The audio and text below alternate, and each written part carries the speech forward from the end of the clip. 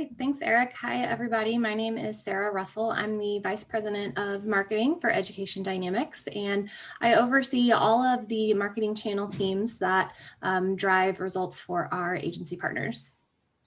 Hi, and I'm also Katie Tomlinson. I'm Senior Director of Analytics and BI, and I oversee a lot of the secondary and primary research that goes on at Education Dynamics, as well as head up the Analytics and Business Intelligence team.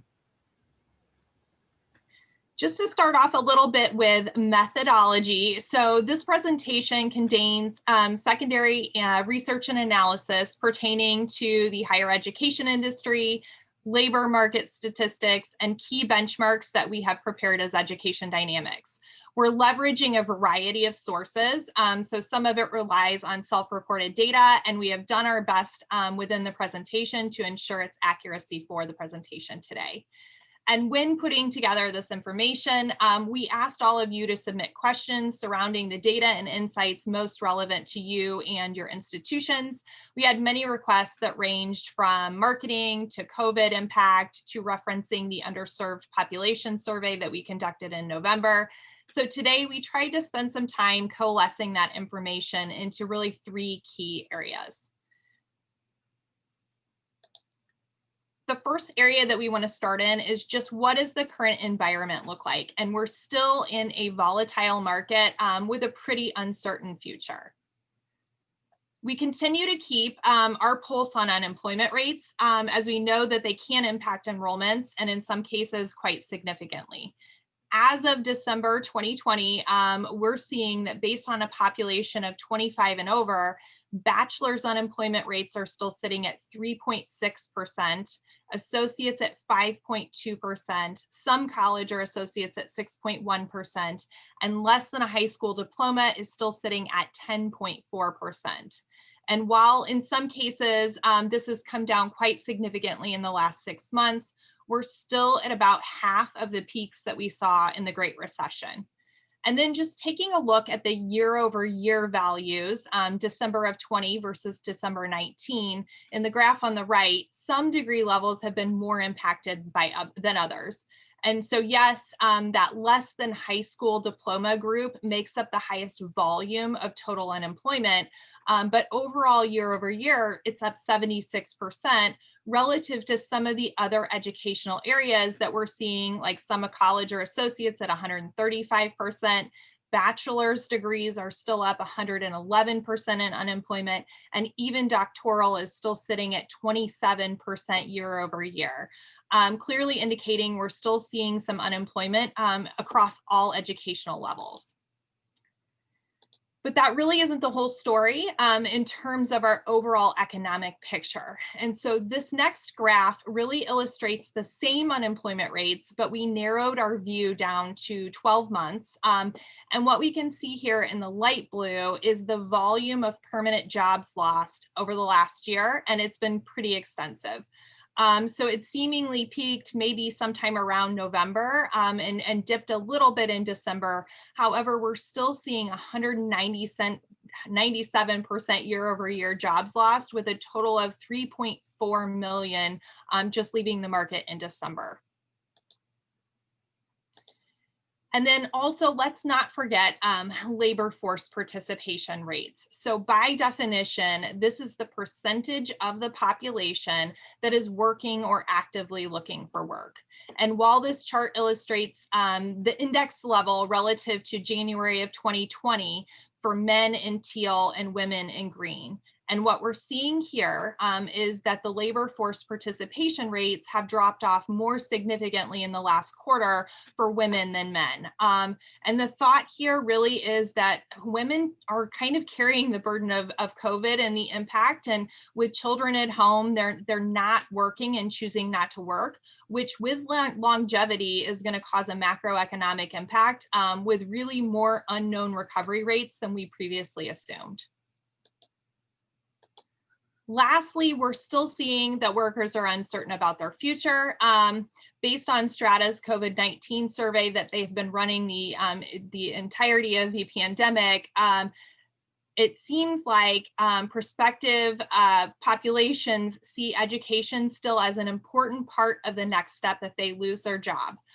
with 31% of people holding an associate's degree seeing that they still need additional education. And interestingly enough, that graduate or professional degree level, 47% of them feel like they'd still need more education if they lost their job.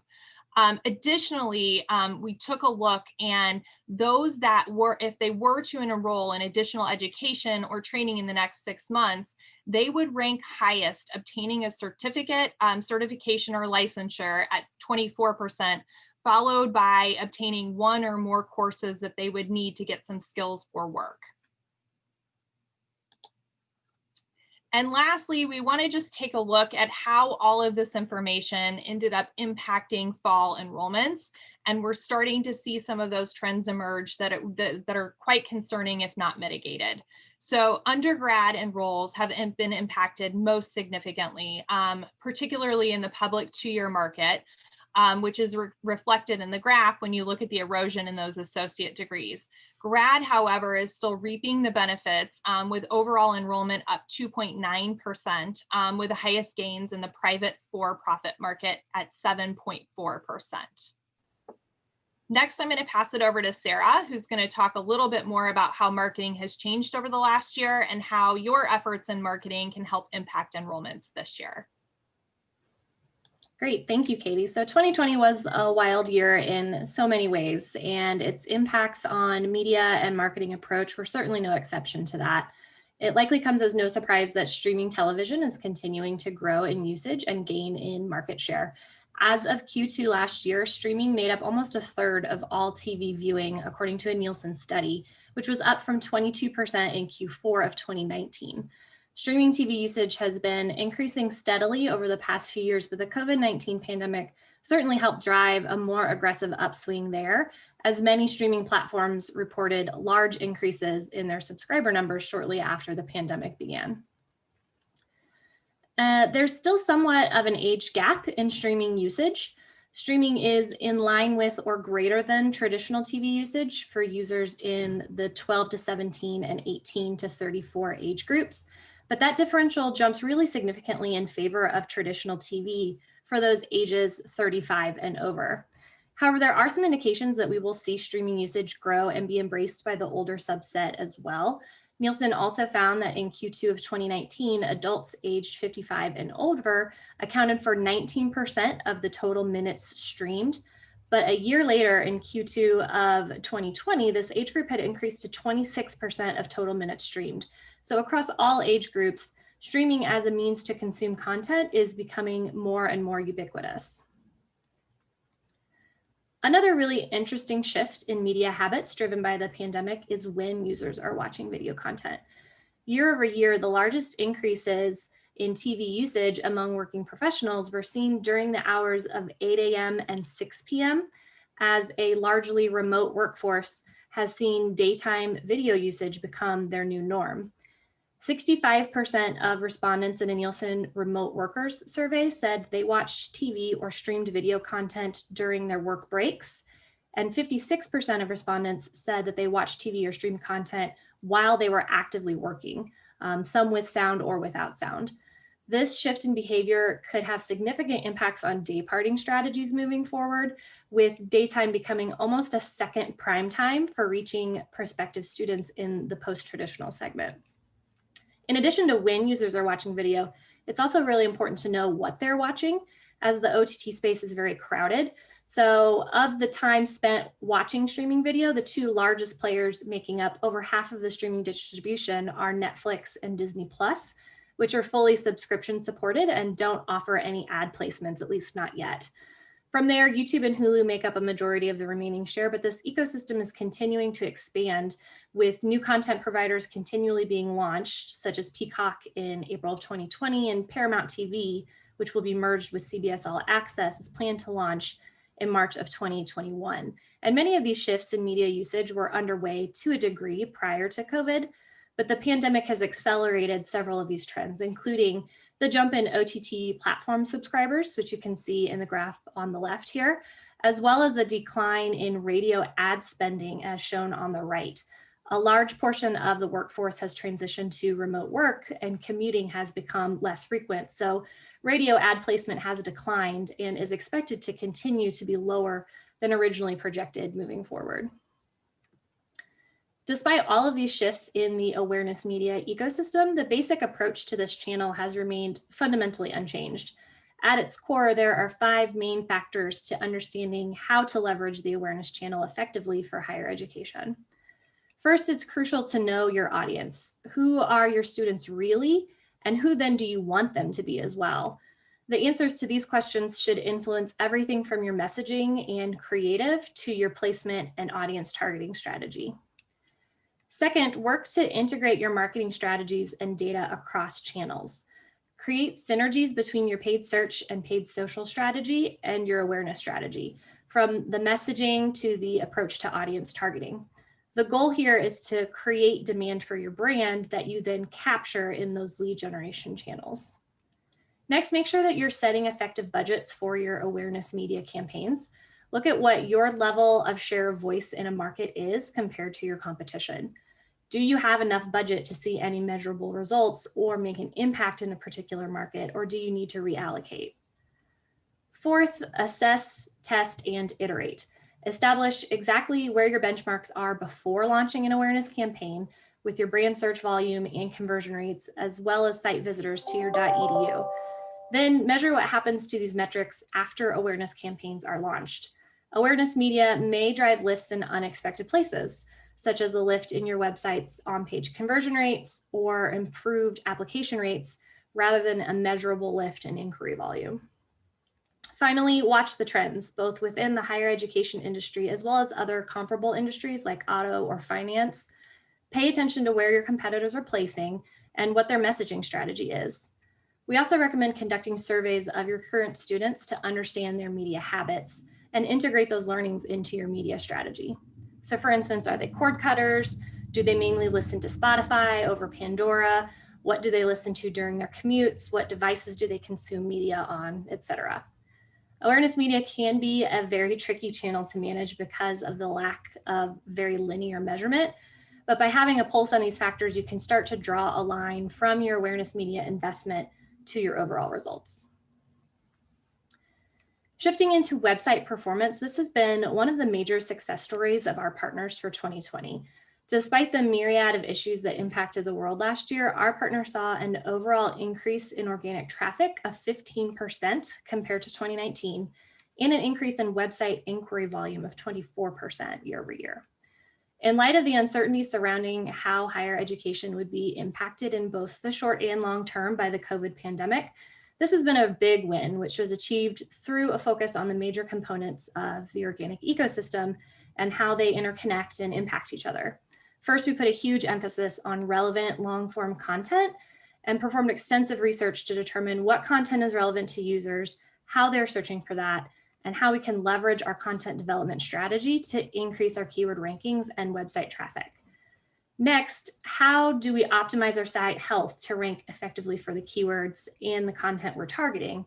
And once we've captured that traffic, how do we convert it effectively through UI and UX improvements and A/B testing, essentially doubling down on our traffic increases to drive even greater inquiry increases through incrementally higher on-page conversion rates. Within the paid search space, it comes as no surprise that we saw significantly increased demand for online modified education keywords, with the COVID pandemic disrupting in-person classes. But what was really surprising to us was that along with this increase in traffic for online modified terms, we saw a large decrease in cost per clicks on these terms.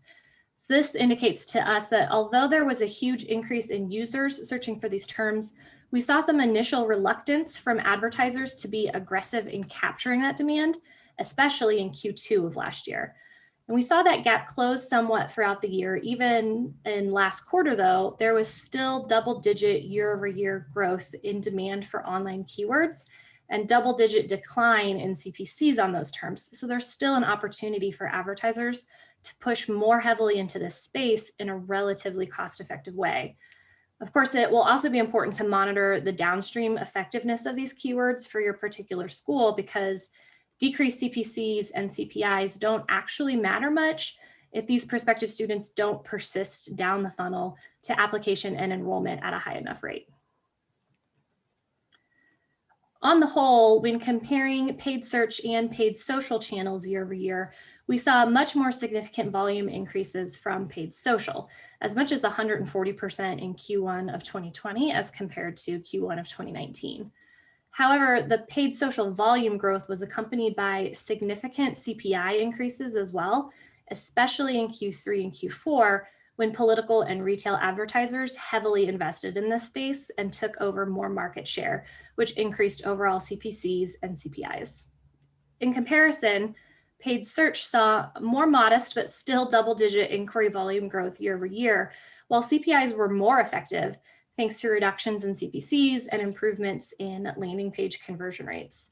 Across our partner set, we see an average investment in paid search make up about 70% of the digital media buy, and paid social about 30%. This varies based on downstream performance, but in general, we tend to see that the lower CPIs you can see from Facebook are offset somewhat by lower application and enrollment rates in comparison to paid search. So there's significant opportunity for growth in Facebook, but the amount you invest here needs to be determined based on the Facebook cost per enrollment in comparison to non-brand paid search cost per enrollment. In general, paid social has proven to be a much more volatile space than paid search over the last year, with the previously mentioned political and retail trends driving up CPC and CPI performance. Additionally, there's been a lot of noise around Apple's iOS 14 policy updates and the likely impacts this will have to audience targeting capabilities, reporting, and performance of Facebook ads in the future. Keeping up with these industry changes and pivoting your approach where necessary is really key to success within this channel. And through all of the noise, 2020 did see increased enrollment from the paid social channel and will continue to be an important part of our partner media buys. The major drivers of enrollment growth within this channel have been a focus on constant creative testing and frequent adjustments to creative and setting that by audience. Also, a shift in approach from highly segmented campaign structures to a more consolidated campaign hierarchy that embraces the concept of liquidity in order to power Facebook's machine learning algorithms and scale results.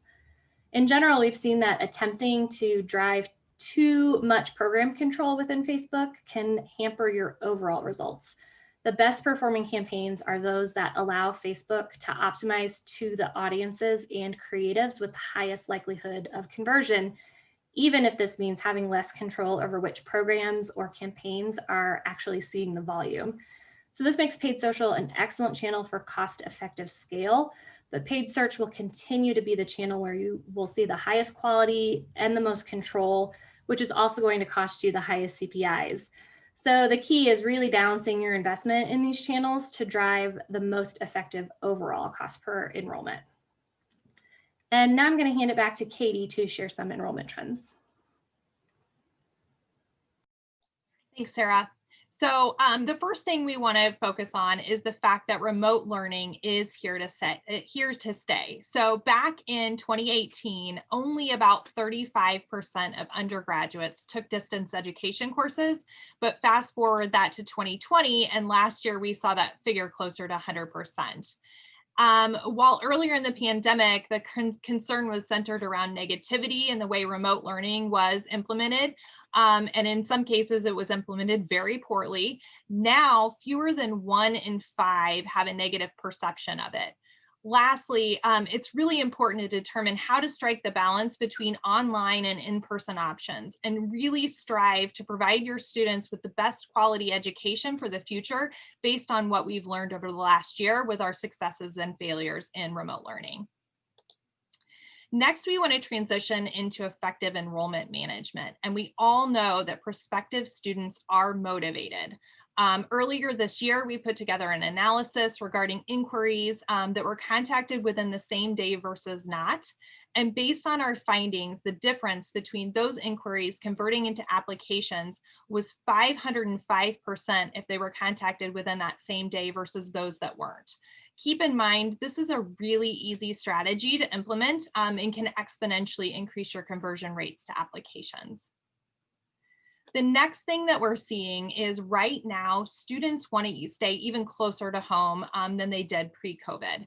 And so you're looking at a chart here from McKinsey conducted earlier in the pandemic. However, we still feel like it holds true through today, where they drew comparisons based in first choice college before and kind of during COVID.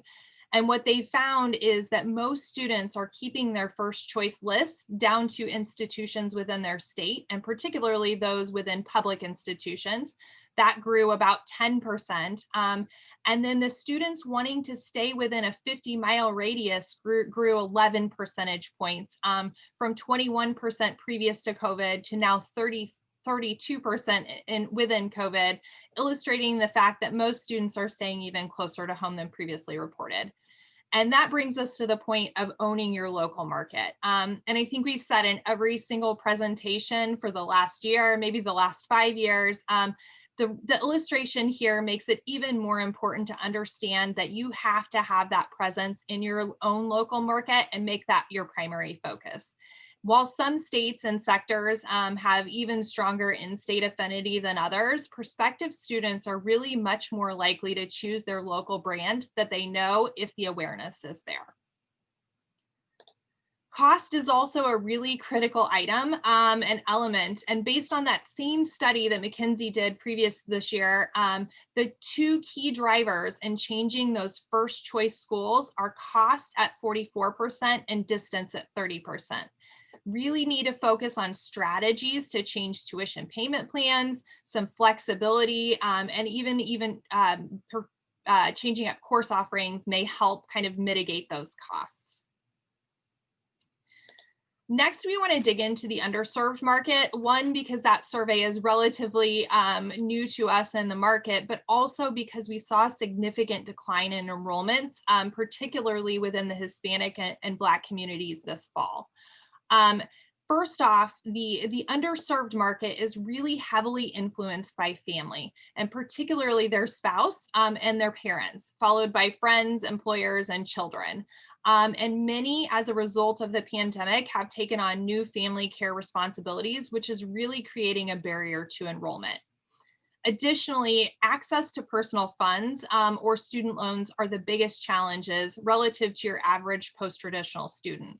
And 40% of the underserved population cites that completing those financial aid forms, determining how to pay for school, or determining if they even have the financial resources are their very most difficult parts of the enrollment process.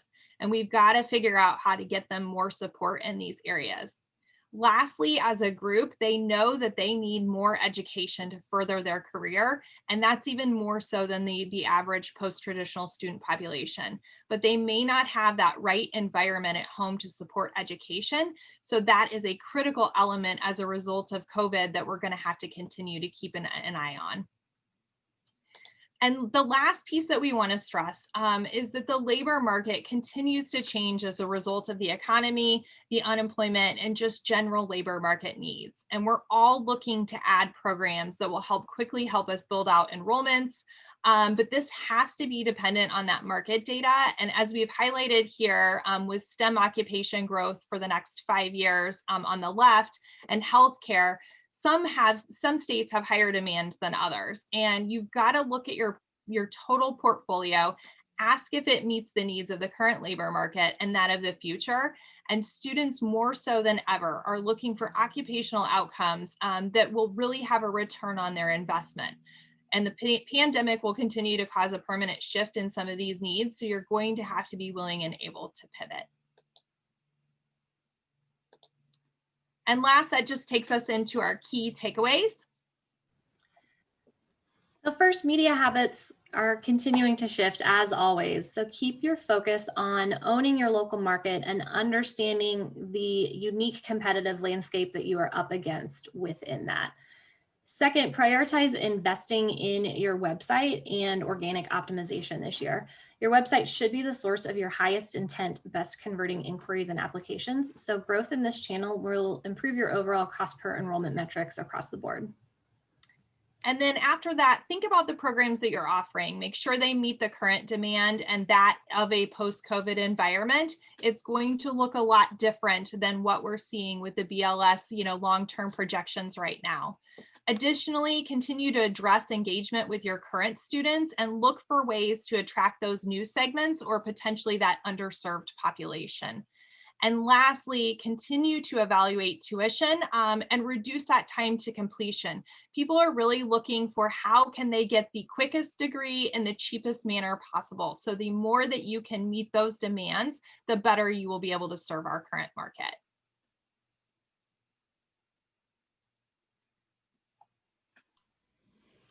Okay, thank you very much, Katie and Sarah, for all of that great information. Again, if you have not had an opportunity to download the benchmarks report, I highly recommend that you do that. You can find it on our website, educationdynamics.com. It's right on the homepage, as well as underneath our insights section. If you have any questions, now would be a great time to submit them. We've already had a few in the chat session, which I'll go ahead and share here in a minute. While we're waiting for those questions come in, just want to give one more quick update or quick plug here for the CALEM 2021 conference. It's a virtual conference, March 2nd and 3rd. You can find out information at calemconference.org. We've got a great lineup of speakers. We've got a team registration option. So for under $500, you can bring your entire team to the conference. We'll have sessions on enrollment management, advising. We'll have sessions on marketing, as well as higher ed leadership. So please, if you have not already done so, check out the website for the conference. We'd love to see you there. So with that, as we get a few questions coming in here, I'm going to go ahead and get started. And did want to point out that we did get one question about Facebook and what Facebook is doing to address the iOS changes.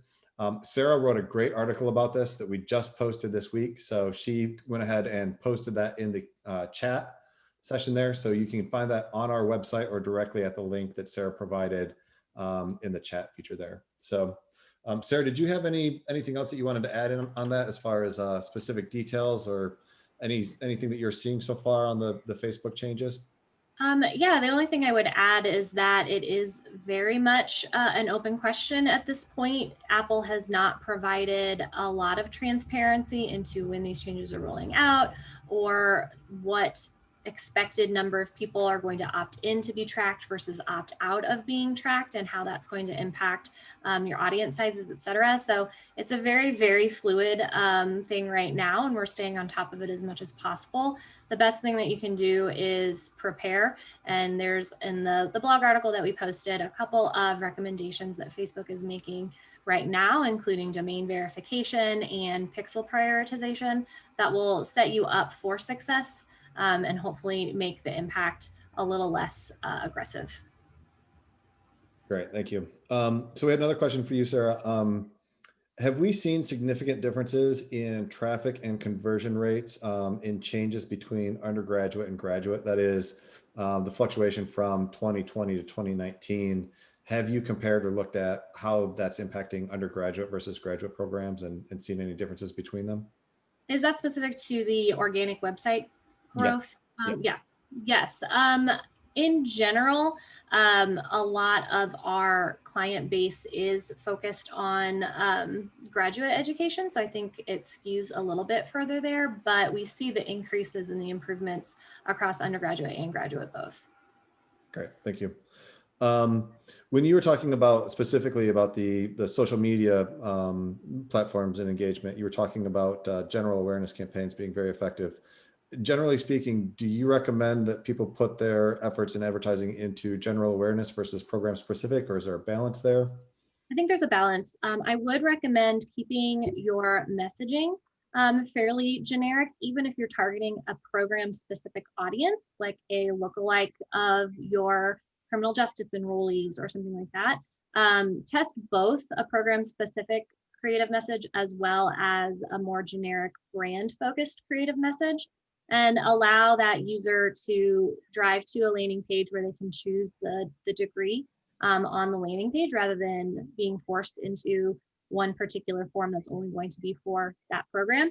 But we've really found that, especially in partner schools where there are degrees with some overlap between your target audience. So if you have an MBA as well as an MS in management, a lot of those prospective students are going to be the same.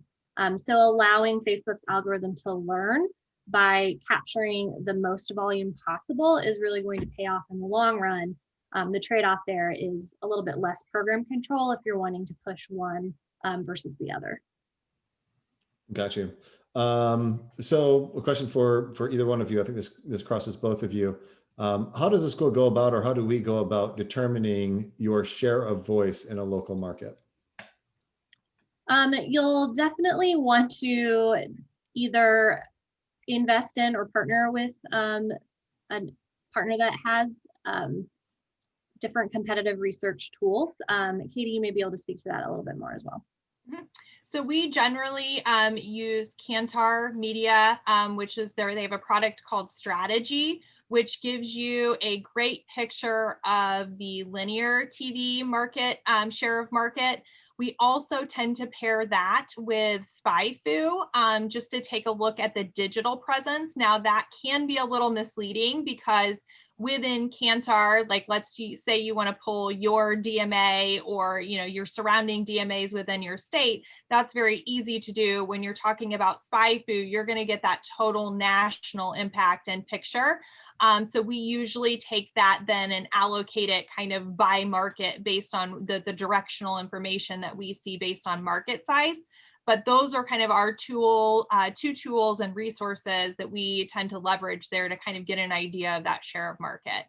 And then from the same sense, you can also look at your market share when you're talking about your iPads data and seeing who in the market is your most competitive in terms of your total program portfolio, and then what share of market they have within your market for each one of your programs. And that is also a great way of looking at your data to understand how you can impact program growth within the market.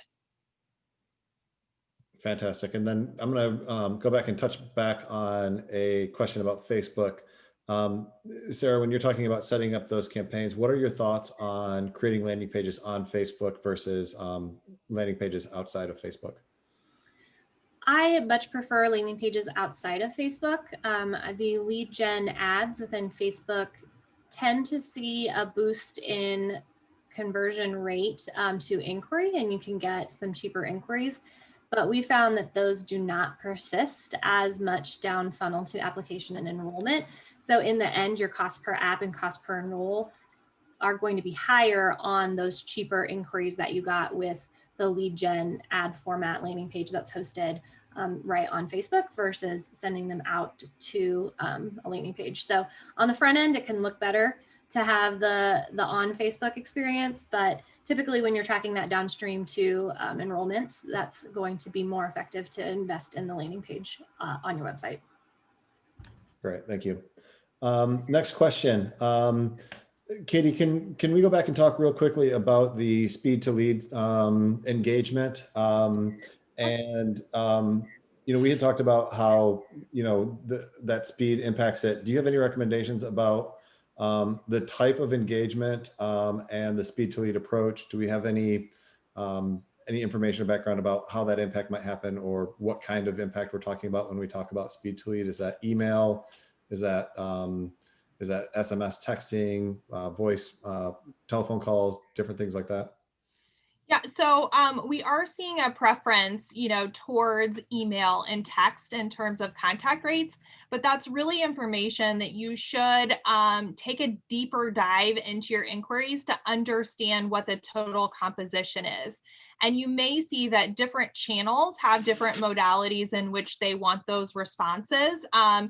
Someone who maybe fills out a lead form, on your site versus, a different method may have a different preference in their contact. But overall, the faster you can contact them, the better. And if the faster you're in that same day contact rate, or you're going to see that inquiry to application drive way up. Great. And we do have a lot of information in a couple of our reports that we've recently put out about that speed to lead engagement and the impact that that has. So if you haven't looked at the Beyond Benchmarks report that we put out in the fall, that is a great one that's got some really fantastic information on that. So I highly recommend that report for you. Next question, and Sarah, I don't know if you want to take this one or if you want me to help with this, but do you recommend using an automated marketing platform to create program-specific landing pages versus creating a landing page within your CMS? I would definitely recommend a custom landing page within your CMS. One of the biggest impacts that we see on click to inquiry conversion rate is your form. And a lot of those out of the box kind of automated tools don't allow you the flexibility with your form to be able to ask different questions or change the order or change the look and feel as much as you would want to in order to have the impact on conversion rates that you can with the more flexibility using that through a CMS. And what I would add there is, if you're using one of the enterprise level marketing automation platforms, you may be able to get that capabilities, and then you may also be able to have more advanced A/B testing capabilities built into your marketing automation tool. So it really depends on what kind of a tool you're talking about as far as the level of sophistication, but that might be another thing to consider as you're looking at that. All right, we'll stick around for just another minute or two, or as long as the questions keep coming in. So if you have any other questions, please feel free to enter them now. If not, we're happy to stick around and answer questions now, or you can certainly get in touch with us through our website or directly via email or on LinkedIn. We're happy to engage with you.